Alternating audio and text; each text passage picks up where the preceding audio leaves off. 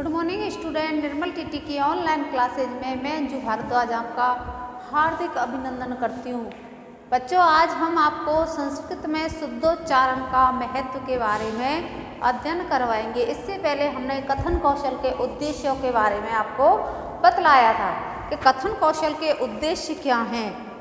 कथन कौशल को संस्कृत में जैसे वाक्य निर्माण के लिए वाक्यों का वाक्य ढांचे अर्थात वाक्यों का किस प्रकार से निर्माण किया जाए, उनको कहाँ करता आएगा, कहाँ क्रिया, कहाँ उसका कर्म, उस हिसाब से किस प्रकार से हम उसको निर्मित करें। उसके बाद बतलाया था इसी में उचित विराम, आरोह अवरोह, इनका उच्चारण किस प्रकार से करें। पद्यांश पढ़ा रहे तो पद्यांश किस प्रकार से पढ़ाना चाहिए, गद्य किस प्रकार से पढ़ाना चाहिए।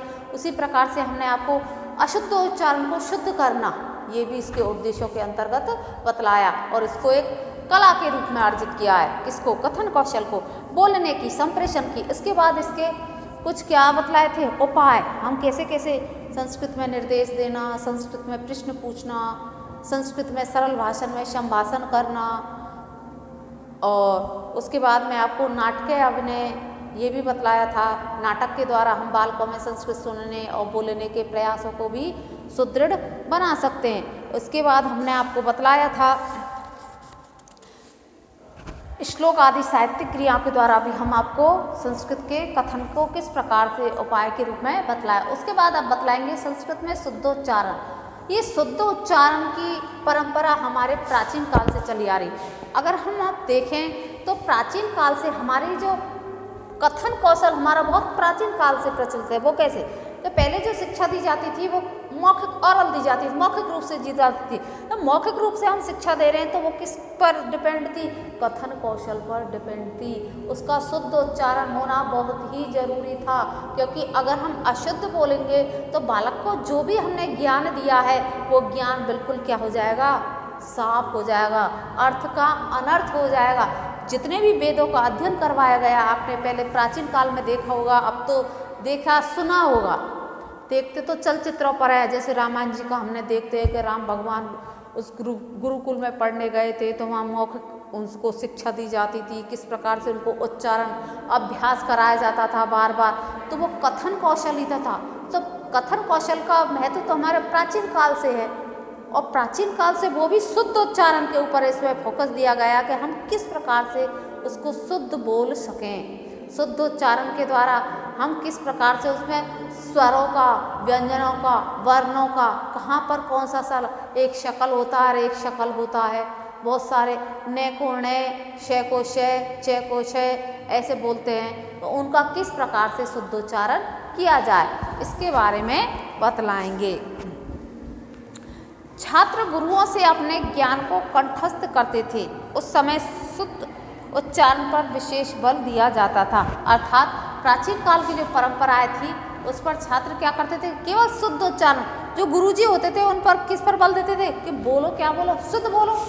हम भी छोटा बच्चा होता है, शुरू में वो तोतलाता है। अब तोतला के बोलता है वो बालक, लगता तो अच्छा है कि तोतला बोल रहा है, पर धीरे धीरे उसकी क्या बन जाती है? वो हैबिट बन जाती है तोतला बोलने की।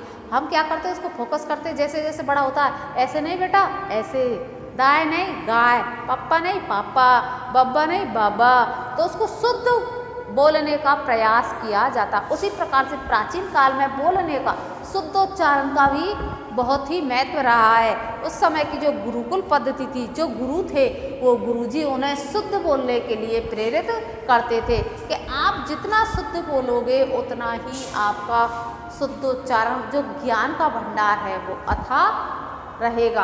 अब शुद्धोच्चारण को दर्शाने वाले कुछ वेदाध्ययन में कथा कौशल उच्चारण का विशेष महत्व लिखा है। पाणिनि ने लिखा है,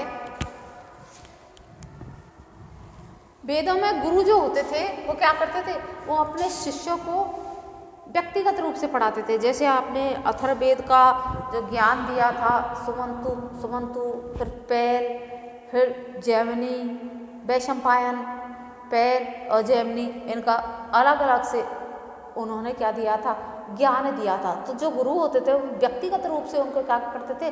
वेदों का ज्ञान देते थे। अब पाणिनि ने क्या कहा है, देखिए, पाणिनि के अनुसार शुद्धोच्चारण की महत्व है। उन्होंने एक श्लोक लिखा है, मंत्रोहीन स्वरतो वर्णतो मंत्रोहीन है,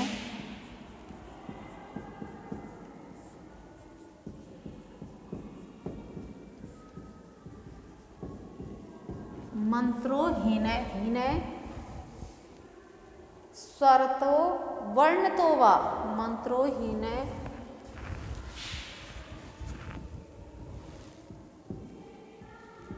स्वरतो वर्णतो वा,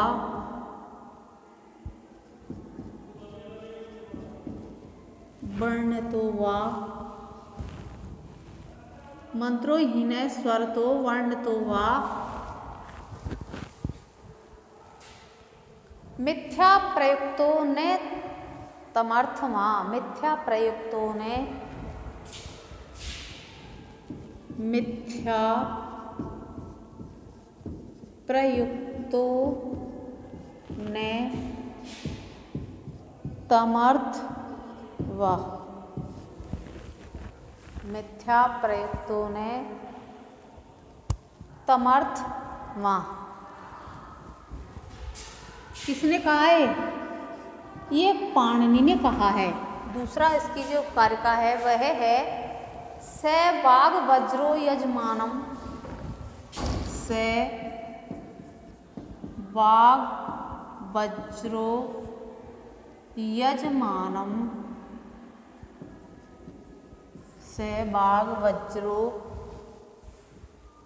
यजमानम हिनस्ति यथेन्द्र शत्रु,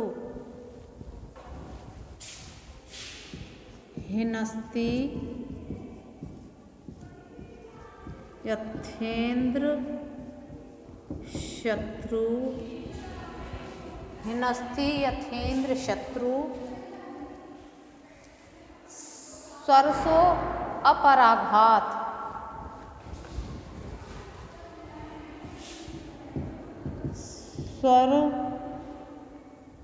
स्वरसो अपराघात।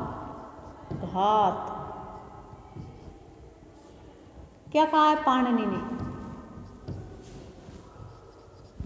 पाणिनि ने कहा है जैसे स्वरों एवं वर्णों के उच्चारण से रहित मंत्र का, अर्थात स्वरों एवं वर्णों के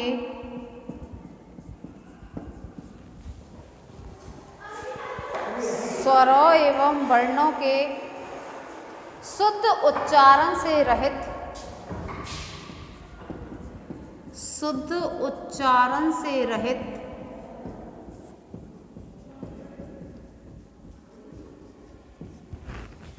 स्वरों एवं वर्णों के शुद्ध उच्चारण से रहित मंत्र अर्थ का अनर्थ कर देता है, मंत्र अर्थ का अनर्थ कर देता है।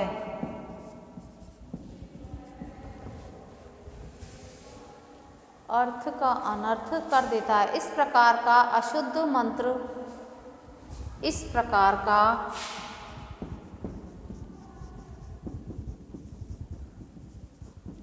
अशुद्ध मंत्र यजमान के लिए, इस प्रकार का अशुद्ध मंत्र यजमान के लिए भी वज्र की भांति घातक होता है, के लिए भी वज्र के घातक होता है। पाणिनि ने क्या कहा है? वज्र की भांति घातक होता है, भांति घातक होता है। पाणिनि ने कहा है अशुद्ध जो मंत्र है, अशुद्ध जो उच्चारण है, मंत्रहीन स्वरतो वर्णतो वा मिथ्या प्रयुक्तो नो तमर्थमा है, अर्थात स्वरों एवं वर्णों के अशुद्ध उच्चारण से रहित मंत्र का अर्थ क्या हो जाता है? अनर्थ हो जाता है। स्वरों और वर्णों के शुद्धोच्चारण से रहित जो मंत्र का अर्थ है वो क्या होता है, उसका अनर्थ कर देता है। इस प्रकार से अशुद्ध मंत्र क्या करता है, यजमान के लिए वज्र की भांति भी घातक होता है। ये किसने कहा है, पाणिनि ने। स बाघ वज्रो यजमानम हिनस्ति यथेंद्र शत्रु शरसो अपराघात। वह भी वज्र की भांति घातक होता है, किसके लिए, यजमान के लिए। क्या, जो हम अर्थ का अनर्थ कर रहे हैं, जो भी हम शुद्ध अशुद्ध उच्चारण बोल रहे हैं, वो अशुद्ध का मतलब क्या होगा, जो बोलने को तो हम शुद्ध कर रहे हैं, परंतु हम क्या बोलने जा रहे हैं उसको अशुद्ध। पर अशुद्ध जो उच्चारण होगा वो कैसा होगा, वज्र से भी घातक होगा यजमान के लिए। हम जो पंडित लोग आते हैं, आप देखते हो ना, शुद्धिकरण का ज़्यादा ध्यान देते हैं। कोई भी जैसे वो रुद्री पाठ करे या फिर शिव स्तोत्र करे या कोई भी जैसे वो आता है ना, महामृत्युंजय ओम त्र्यंबकम यजामहे और बार, तो उसका जो उच्चारण होता है, शुद्ध उच्चारण, जो माला फेरते हैं, जो पंडित लोग करते हैं, वो क्या करते हैं, उसके लिए भी तो होता ही है घातक। और जो यजमान जो करा रहा है उसके लिए वज्र के समान घातक होता है। इसलिए हमेशा हमें वेदों का जो अध्ययन किया जाता है, जो भी वाक्य हमें पढ़े जाते हैं, संस्कृत का जो भी प्रकरण पढ़ा जाता है, वेदों में जो हम पूजा पाठ के लिए देते हैं, वो हमेशा क्या किया जाना चाहिए, हमेशा याद रखना चाहिए कि जितना हो सके उतना शुद्ध उच्चारण पर ध्यान दें, नहीं तो अर्थ का अनर्थ हो जाता है। इस श्लोक का संबंध एक वैदिक कथा से है, जिसका यहाँ उल्लेख करना अत्यंत उपयोगी होता है। एक त्वष्टा नाम के क्या हुए थे, ऋषि हुए थे। विश्वरूप नामक असुर त्वष्टा का एक पुत्र था। विश्वरूप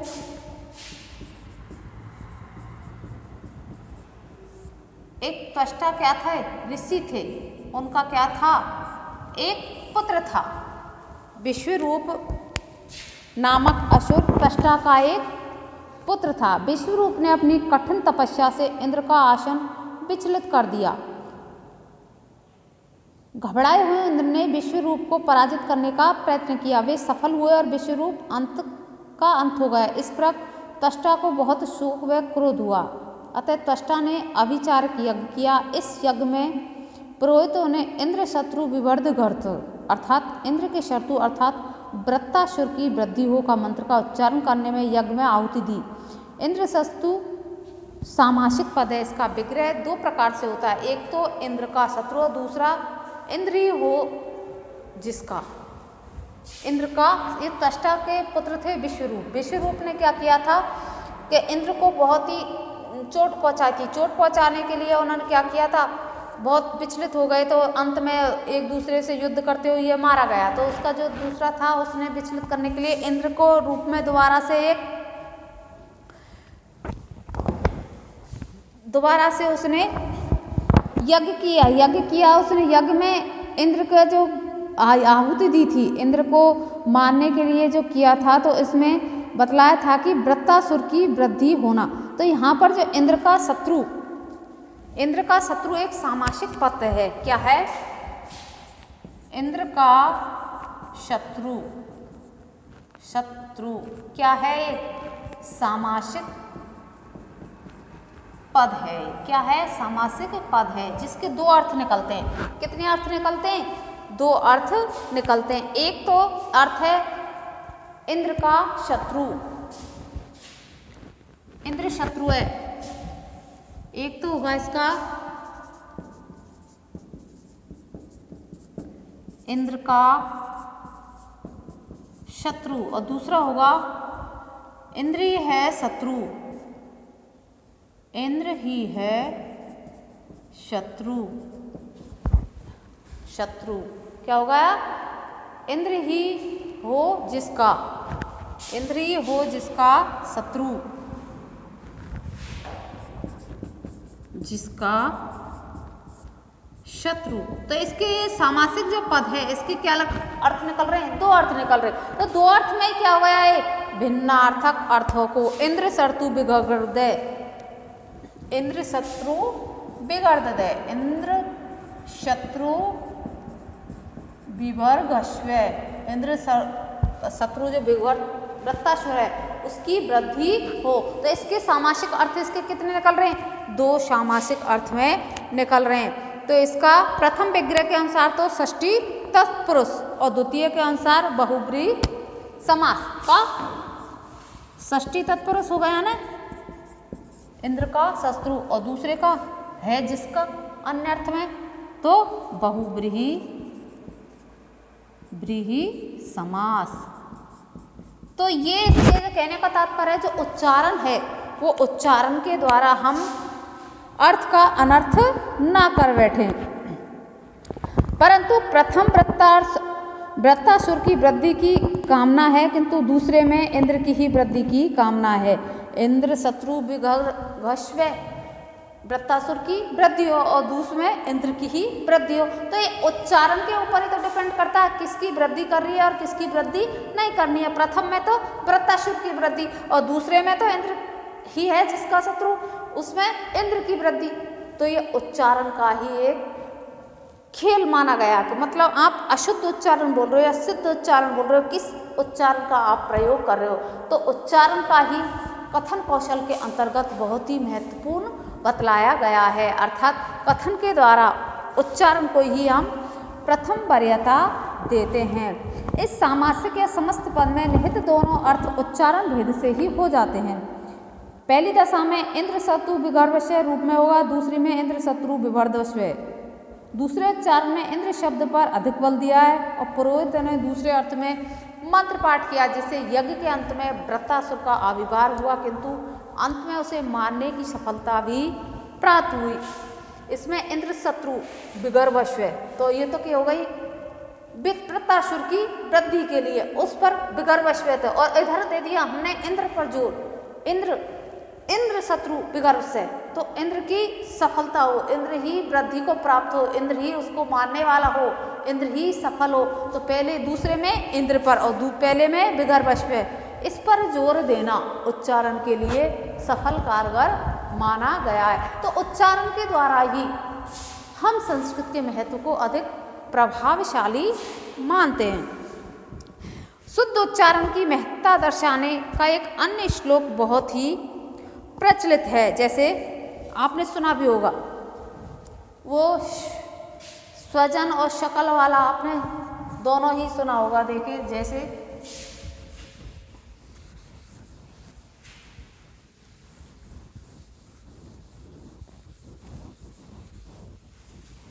दूसरा जो श्लोक है वह है यद्यपि बहुना अधीशे तथापि पठ। यद्यपि बहुना धीशे तथापि पठ पुत्र। तथापि पठ पुत्र। यद्यपि बहुना अधीशे तथापि पठय पुत्र। व्याकरणम व्याकरणम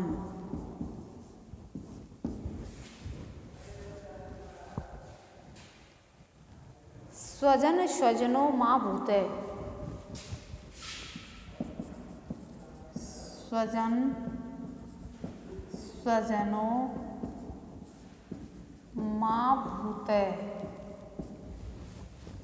स्वजन स्वजनो मां भूते। शकलम शकलम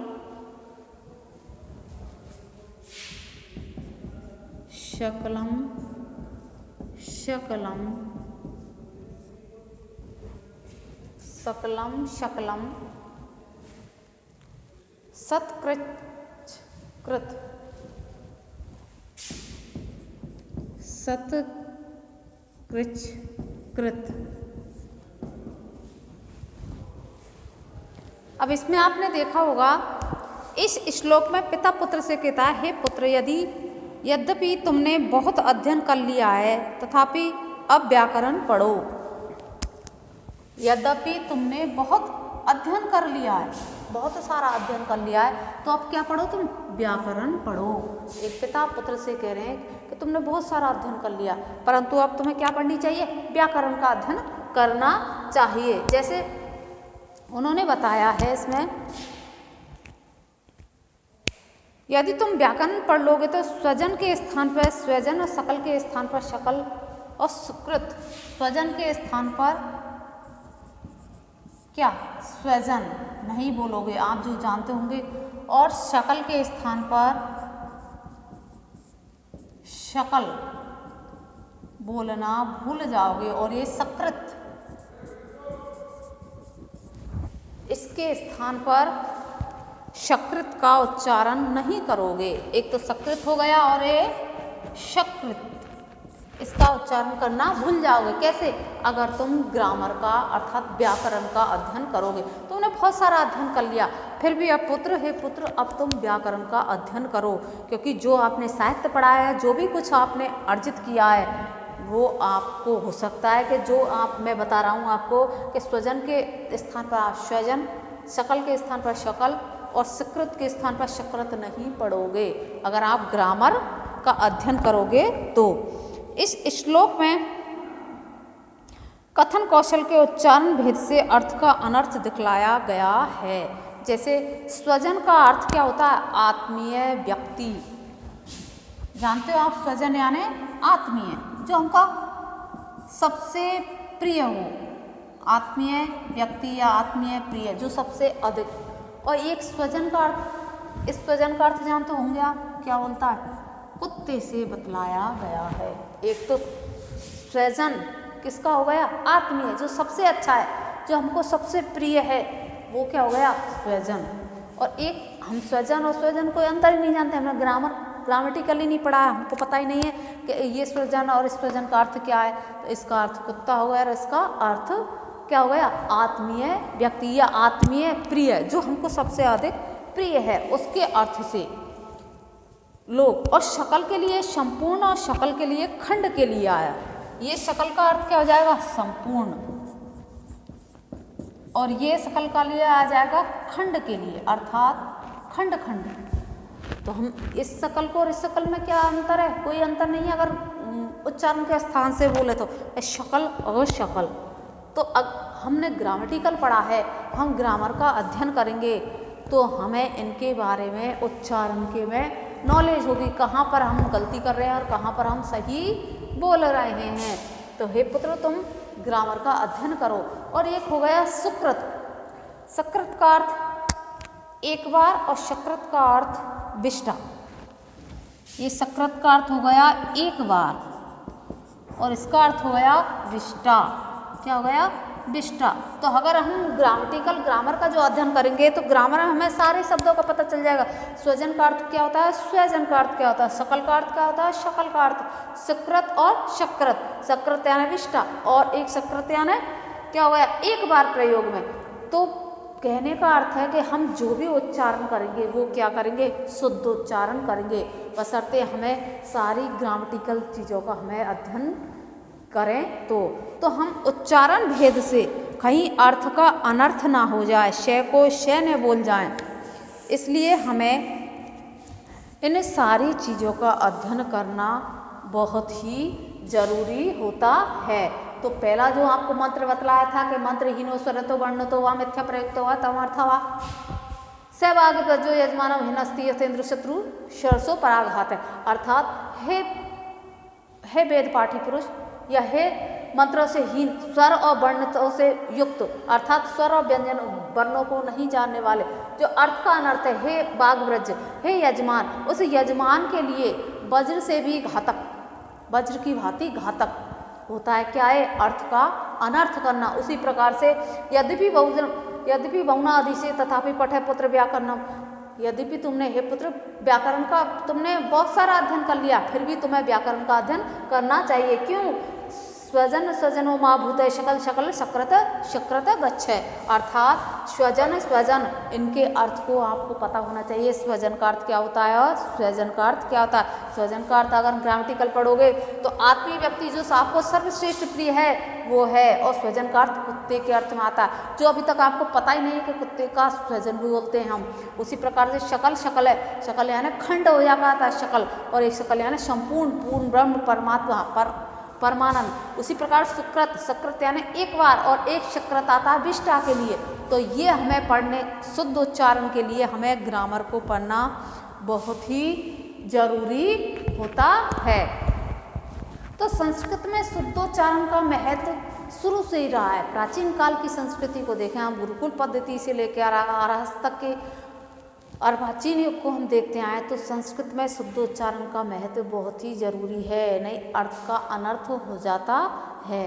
किस प्रकार से हम शुद्धोच्चारण करते हैं, अगर हम बालक को छोटा बालक है, छोटा बालक को हम नहीं टोकें, नहीं रोकें तो वो अशुद्धि की ओर चलता चलेगा।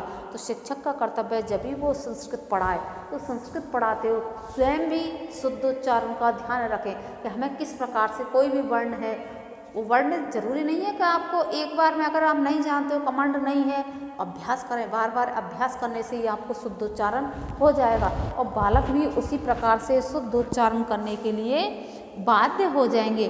पाणिनि शुद्धोच्चारण में बहुत सारे श्लोक दिए हैं। एव वर्णा प्रयुक्ता वर्णान व्यक्त्यान पीड़िता सम्यक वर्ण प्रयोगेन ब्रह्मलोके महीयते सुदीर्घया व्यक्तम स्वनाम सुव्यवस्थितम सुस्वरेण सुव्यक्त्रेण प्रयुक्त ब्रह्मा राजते, अर्थात ब्रह्मा की प्राप्ति भी सुस्पष्ट, सुव्यवस्थित, सुंदर और प्रयुक्त वर्णों से होती है। अतः वर्णों का प्रयोग अव्यक्त या पीड़ित न हो, वर्णों का प्रयोग क्या नहीं हो, अव्यक्त और पीड़ित ना हो, क्योंकि सुव्यवस्थित, सुस्पष्ट, सुंदर वर्णों से ही ब्रह्मा की प्राप्ति होती है। अगर हम सकल वर्ण ब्रह्मा परमेश्वर परमात्मा को करते हैं, हम जो भी जितने भी श्लोक बोलते हैं, जितने भी मंत्र बोलते हैं, उनका अशुद्ध उच्चारण करेंगे तो अर्थ का अनर्थ हो जाएगा। इसलिए कहने का तात्पर्य है कि जहाँ तक हो आपको शुद्ध उच्चारण का अभ्यास किया जाना चाहिए और शुद्धोच्चारण ही आपको करना चाहिए जितना भी हो सके।